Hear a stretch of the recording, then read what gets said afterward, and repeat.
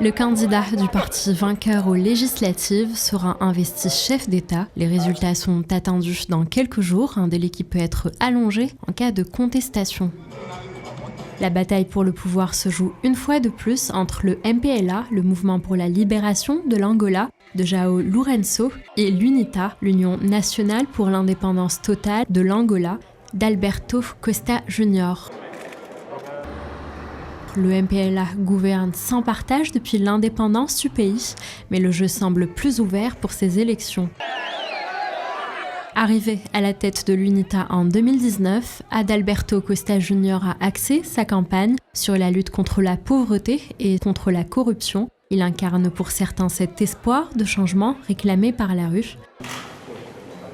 En face, à la tête du MPLA, João Lourenço, président sortant, se trouve en difficulté. Tout au long de sa campagne, il a mis en avant son bilan économique, mais le développement tant promis n'est pas au rendez-vous. Le pays a longtemps subi les affres de la crise pétrolière de 2016 et celle de la Covid-19. De nombreux Angolais ont confié leurs envies de changement dans ce pays de 33 millions d'habitants, l'un des plus inégalitaires au monde et qui hérite d'une décennie de corruption. Je suis venue pour accomplir mon devoir de citoyenne angolaise, c'est mon devoir, comme je vous le dis.